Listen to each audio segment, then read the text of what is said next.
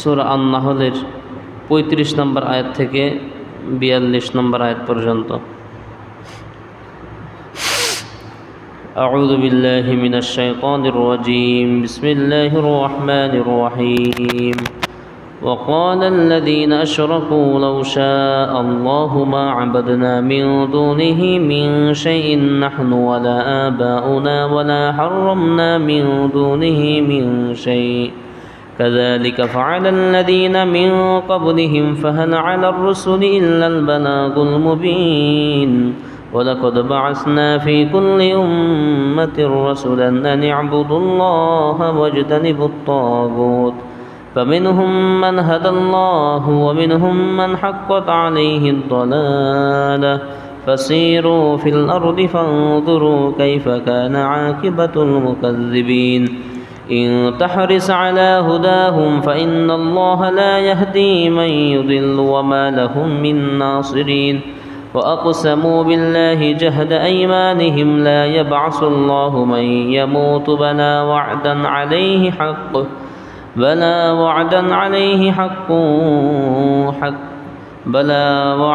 عليه حقا ولكن أكثر الناس لا يعلمون ليبين لهم الذي يختلفون فيه وليعلم الذين كفروا أنهم كانوا كاذبين إنما قولنا لشيء إذا أردناه أن نقول له كن فيكون والذين هاجروا في الله من بعد ما ظلموا لنبوئنهم في الدنيا حسنة ولأجر الآخرة أكبر لو كانوا يعلمون الذين صبروا على ربهم يتوكلون صدق الله العظيم।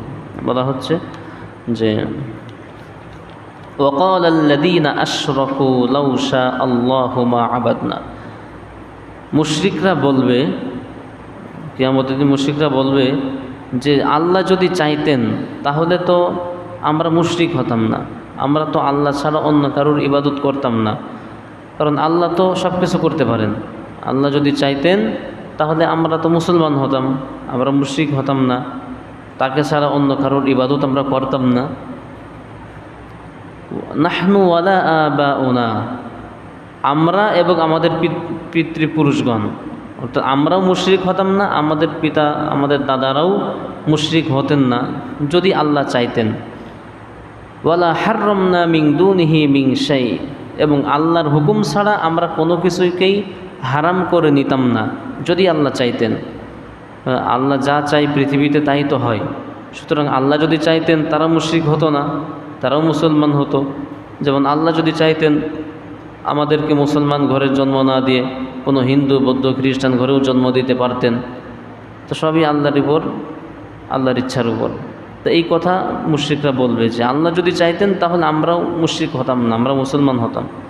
কাযালিকা ফাআলাল্লাযীনা মিন ক্বাবলিহিম, আল্লাহ বলছেন যে এটা হলো তাদের একটা নেচার, এভাবেই তারা তাদের পূর্বপুরুষগণও এই কথাগুলি বলতো। ফাহাল আলার রসুল ইল্লাল বালাগুল মুবিন, সুতরাং আমার রসুলের দায়িত্ব হচ্ছে স্পষ্ট মানুষের কাছে পৌঁছে দেওয়া, নবীর দায়িত্ব স্পষ্ট মানুষের কাছে পৌঁছে দেওয়া, মানা না মানার দায়িত্ব মানুষের।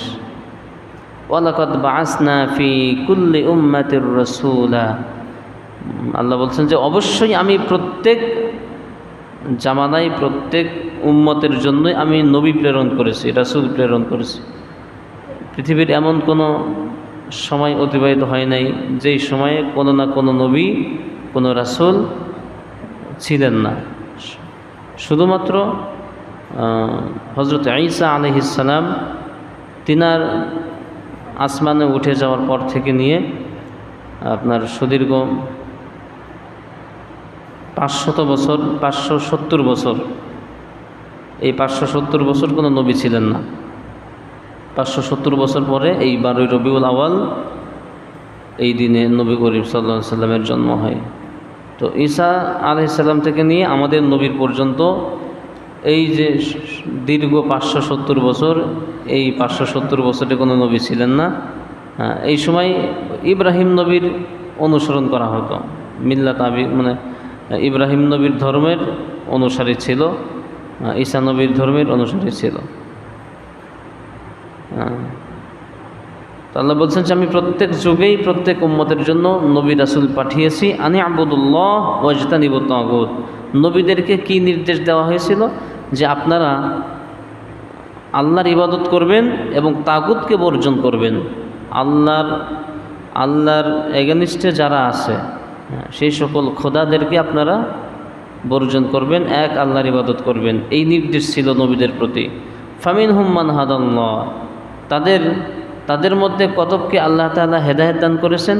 অমিনহুম মান হাক্কাত আলাইহিদ দালালা, আবার তাদের মধ্যে কারো উপরে ভ্রান্ততা অবধারিত হয়ে গেছে, অর্থাৎ কাউকে আল্লাহ তাআলা হেদায়েত দান করেছেন, আবার কেউ গোমরা হয়েছে। ফাসিরু ফিল আরদ, সুতরাং তোমরা পৃথিবীতে ভ্রমণ করো।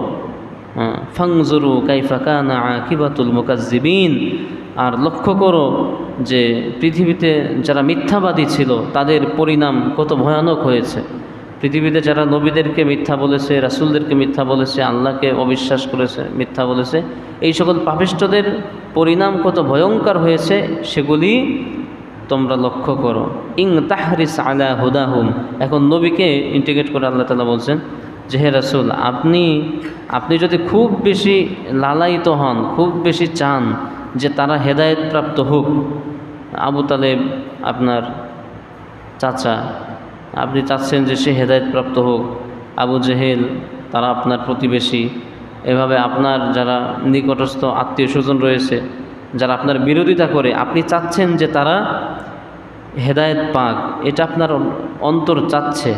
কিন্তু বিষয়টি হলো ফাইন্নাল্লাহা লা ইয়াহদি মান ইউদিল্লু, আল্লাহ যাকে পথভ্রষ্ট করতে চান কে তাকে হেদায়েত করতে পারে? তো আল্লাহ যদি কাউকে পথভ্রষ্ট করতে চান, গোমরা করতে চান, তাকে হেদায়েত করার কেউ নাই। ওমা লাহুম মিন নাসিরিন, আর তাদের জন্য কোনো সাহায্যকারীও নাই। ওয়াকসামু বিল্লাহি জাহদা আইমানিহিম, এই কাফেরেরা আল্লাহর নামে দৃঢ় শপথ করত, দৃঢ় শপথ করে বলতো লা ইয়াবআসুল্লাহু মাইয়ামুত, যে মানুষ মৃত্যুর পরে আর জীবিত হবে না। আমরা তো বিশ্বাস করি মৃত্যুর পরে কবরেই তাকে জীবিত করা হবে, হাসরের ময়দানে তাকে তোলা হবে। কিন্তু এই কাফেরেরা দৃঢ় প্রতিজ্ঞা করে অঙ্গীকার করে বলতো যে না, মানুষ মৃত্যু হয়ে গেলে আর তাকে জীবিত করা হবে না। কিন্তু আল্লাহ বলছেন বালা, কেন নয়, অবশ্যই জীবিত করা হবে। ওয়াদান আলাইহি হাক্কান, আর আল্লাহর ওয়াদা হচ্ছে সত্য, আল্লাহ যে ওয়াদা করেছেন সেটা সত্য। ওয়ালাকিন্না আকসারান নাসি লা ইয়ালামুন, কিন্তু অধিকাংশ মানুষ আল্লাহর ওয়াদা সম্পর্কে অবগত নয়। লিয়ুবাইয়িনা লাহুমুল্লাযী ইখতালিফুনা ফি, আল্লাহ তাআলা মানুষকে মৃত্যুর পরে আবার পুনরুজ্জীবিত করবেন কেন? যাতে করে তাদের সামনে স্পষ্ট হয়ে যায় ইখতালিফুনা ফিহি, তারা যেই বিষয়টি নিয়ে মতবিরোধ করছে, অর্থাৎ কাফির মুশরিকরা মতবিরোধ করছে যে না, জান্নাত জাহান্নাম বলতে কিছু নাই, পুনরুজ্জীবিত হবে না মানুষ, কিয়ামত বলতে কিছু নাই, পরকাল বলতে কিছু নাই। এই যে তারা যে মতনৈক্য করছে, মতবিরোধ করছে, এই বিষয়টি যেন স্পষ্ট হয়ে যায়, সেজন্য আল্লাহ তাআলা মৃত্যুর পরে আবার মানুষকে পুনরুজ্জীবিত করবেন। ওয়ালিয়ালামাল্লাযীনা কাফারু, এবং কাফেররা যেন এটা স্পষ্টভাবে জেনে নিতে পারে আন্নাহুম কানু কাযিবিন, যে নিশ্চয় তারা ছিল মিথ্যাবাদী। যে কাফেররা যে বলে যে পরকাল বলতে কিছু নাই, এই কথাটা যে মিথ্যা, এটা যেন প্রমাণিত হয়, সেজন্যই আমি পুনরুজ্জীবিত করব মানুষদেরকে। ইন্নামা কওলুনা লিশাইইন, তো আল্লাহ মৃত্যুর পরে এই মরা মানুষকে জীবিত করা এটা আল্লাহর কাছে কোনো ব্যাপারই না। আল্লাহ বলছেন ইন্নামা কওলুনা লিশাইইন, আমি যদি কোনো বিষয়কে ইযা আরাদনাহু, করার ইচ্ছা করি, কোনো বিষয় যদি সংগঠিত করার ইচ্ছা করি, তখন শুধু বলি আন্নাকুলা লাহু কুন ফায়াকুন, হও, সঙ্গে সঙ্গে সেটা হয়ে যায়। আল্লাহর কিছু করার জন্য সৈন্যবাহিনী লাগে না, সেনাবাহিনী, পুলিশ, আর্মি, বিডিআর এগুলি লাগে না। আল্লাহ শুধু চান, আল্লাহ শুধু বলেন যে কুন, হও, ফায়াকুন, সঙ্গে সঙ্গে সেটা সংগঠিত হয়ে যায়। ওয়াল্লাযীনা হাজারু ফিল্লাহি, ওই সমস্ত লোক যারা আল্লাহর রাস্তায় হিজরত করেছে, মিম বাদি মা যুলিমু, তাদেরকে অত্যাচার করার পরে, লানুবাউইআন্নাহুম ফিদ দুনিয়া হাসানা, তাদেরকে আমি দুনিয়ায় দিব উত্তম বাসস্থান। অর্থাৎ ইসলাম মানার কারণে, আল্লাহর পথে থাকার কারণে যে সকল মুসলমানদের উপরে জুলুম করা হয়েছে, অত্যাচার করা হচ্ছে, এরা হিজরত করে, তাহলে আমি তাদেরকে এই দুনিয়ায় দিব উত্তম বাসস্থান। ওয়ালা আজরুল আখিরাতি আকবার, আর পরকালে রয়েছে তাদের জন্য মহা পুরস্কার। লাউ কানু ইয়ালামুন, যদি তারা জানতো। আল্লাযীনা সাবারু, যারা ধৈর্য ধারণ করে, ওয়া আলা রাব্বিহিম ইয়াতাওয়াক্কালুন, আর তাদের রবের উপরেই তাওয়াক্কুল করে, বিপদে ধৈর্য ধারণ করে এবং আল্লাহর উপরে যারা সবসময় ভরসা করে, এই শ্রেণীর লোকদের জন্য রয়েছে দুনিয়ায় উত্তম বাসস্থান এবং পরকালে রয়েছে মহা পুরস্কার। এটি ছিল সূরা আন-নাহলের 42 নম্বর আয়াত পর্যন্ত। আল্লাহুম্মা সাল্লি ওয়া সাল্লিম ওয়া বারিক ওয়া সাল্লিম লা ইলাহা ইল্লাল্লাহ। اللهم آمين. ربنا ظلمنا أنفسنا وإن لم تغفر لنا وترحمنا لنكونن من الخاسرين. اللهم تقبل صلاتنا صلاة الفجر مع الجماعة من المصلين الحاضرين.